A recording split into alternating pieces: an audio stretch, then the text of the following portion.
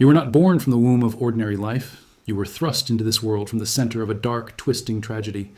Your first memory wasn't the warmth of a mother's touch, but a heavy aura of death and the flash of a blade ending an ancient, unforgiving curse.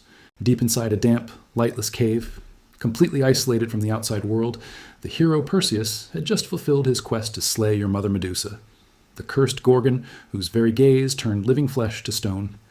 But just as the remnants of her dark magic cascaded onto the cold, silent floor, a breathtaking cosmic anomaly ignited. Out of that abyss of ruin and curses, you were brought into existence. You didn't crawl or claw your way up. You burst forth with a propulsive force that shook the very foundations of the earth. Your feathers were as pure as driven snow, reflecting the single beam of moonlight that pierced the cave's ceiling. For the first time in eternity, you spread your wings, massive, powerful, deeply feathered wings layered in majesty. They gathered the stale, suffocating air of the cave and swept it away with one perfect, deafening flap. Leaving the dark remnants of the past behind in eternal shadows, you shot through the narrow stone corridors and launched straight into the open sky. The moment your hooves left mortal soil, you realized one absolute truth etched into your core. You were not bound by the gravity of this world. You were the absolute embodiment of freedom, utterly untouchable by the sins of the past. Your early years were a symphony of untouched celestial silence. Your realm was the pristine stratosphere, far above storm clouds, the eternal ice-capped peaks where mortals couldn't even draw a breath, and the sacred spring of Perini, where crystal-clear waters nourished your divine essence. Earthly creatures gazed up at you from afar, mistaking you for a mere flash of light or a shooting star passing by too quickly to comprehend. No land predator could ever track you. No hunter possessed a bow that could reach your altitude. You were wild, sacred, majestic, and completely untainted by the rot of the world below. In that journey of ultimate freedom, your wings eventually carried you over lush, green valleys until you alighted upon the sacred peak of Mount Helicon. This was the home of the Muses, the goddesses who presided over art, poetry, and pure inspiration. As you landed gracefully, a profound silence enveloped the peak. Driven by pure instinct, you struck one of your solid hooves against the mountain's rocky surface. That strike didn't just crack the stone, it sent a shockwave of divine energy rippling through the earth. From that newly opened fissure surged a clear, sparkling sacred spring, the Hippocrene, the horse's spring. Any mortal or poet who drank its holy waters would be blessed with eternal divine inspiration. Your presence there proved that you weren't just a physical being. You were a bringer of life, art, and wonder to the world. But your absolute freedom was inevitably destined to intersect with a greater axis of fate. Long before your encounter at the spring, a mortal youth of noble blood named Bellerophon spent long, desperate nights inside the temple of the goddess Athena. He meditated, praying for a prophetic dream to guide him in taming a celestial being like you. The wise goddess finally listened, granting him a sacred relic that radiated a calming, golden aura, the bridle of Athena, forged straight from the divinity of Olympus. One late afternoon, as you descended to drink by the edge of the Perini spring, you sensed a foreign yet captivating presence. Bellerophon stepped slowly from the tree line, holding the golden bridle. Your wild instincts flared, your wings spread, ready to take flight. But that golden rein didn't emit the energy of slavery or force. It hummed with a telepathic resonance that aligned perfectly with your soul. You bowed your majestic head, not because you surrendered to its power, but because you recognized that through this human, your ultimate potential as the ruler of the skies would be tested for a much greater destiny. When he climbed onto your back, two entities from entirely different worlds forged into a single, lethal, tactical unit. Before the ultimate trial arrived, the bond between you and Bellerophon was forged in the fires of epic land and aerial battles. King Io Bates, who initially doubted the hero, sent him on impossible missions in hopes of getting rid of him. One of these was facing the fierce Salimi tribe in the rugged mountains, followed by waves of Amazonian warrior women riding war horses with terrifying archery precision. From the sky, you were his wings and his eyes.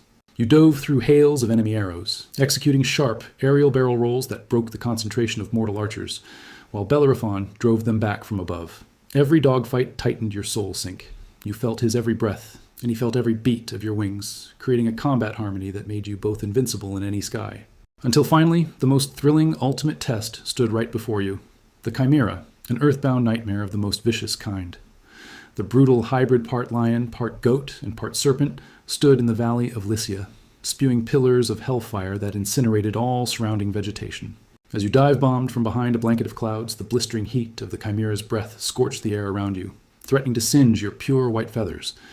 But your psychic bond with Bellerophon made you move as one flawless entity. Having the high ground gave you tactical supremacy no land creature could ever rival.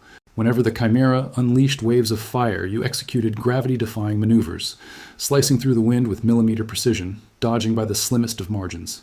You maintained the perfect distance just out of harm's way, but at the absolute perfect angle for Bellerophon to draw his bow.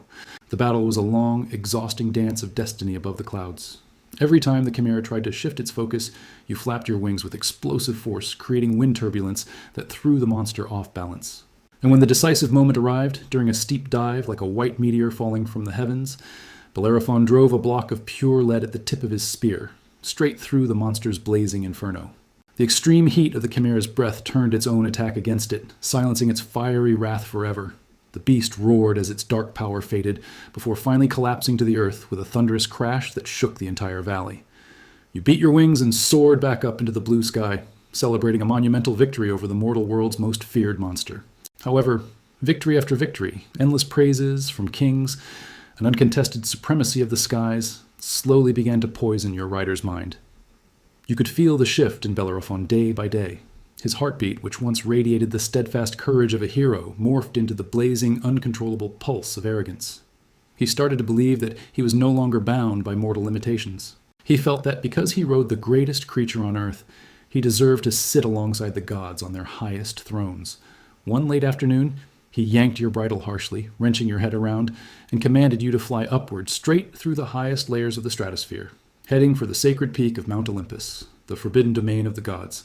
Your divine instincts screamed, warning you that this was an absolute violation of cosmic law. But the golden bridle strapped to your head forced you to obey your master. With a heavy heart, you beat your wings through the thinning air that began to freeze your lungs, carrying a burden of hubris that had no place on your back. Zeus, witnessing the sheer audacity of the mortal on your back, didn't even need to unleash his devastating thunderbolts. Extreme arrogance doesn't require overwhelming force to crumble. It only takes a minor disruption to destroy its own foundation. Zeus sent down a tiny, invisible, mystical gadfly. The creature dive-bombed and struck you with a jolt of cosmic energy. That sudden, unexpected magical shock broke your flight concentration for the very first time in your immortal history. You jolted violently in midair, bucking instinctively to regain your balance. Bellerophon, his mind completely blinded by ambition and his hands numb from the freezing Olympian air, lost his grip. The golden bridle slipped from his fingers. In a fraction of a second, you felt the heavy weight lift off your back. As you stabilized in the air and glanced down, you saw the once glorified hero spinning out of control, in a terrifying freefall toward the earth far below, an absolute downfall caused by the sheer weight of his own ego and pride. You did not fall with your rider. Free from the mortal bridle and unshackled from the ambitious weight that stained your purity, you spread your wings to their absolute limit. You flew the rest of the journey to the gates of Olympus on your own. There, the gods didn't see you as the mount of a failed human, but as a pure entity fully deserving of immortality. Zeus welcomed you, entrusting you with the most majestic task in the universe, carrying his thunder and lightning across the cosmic skies.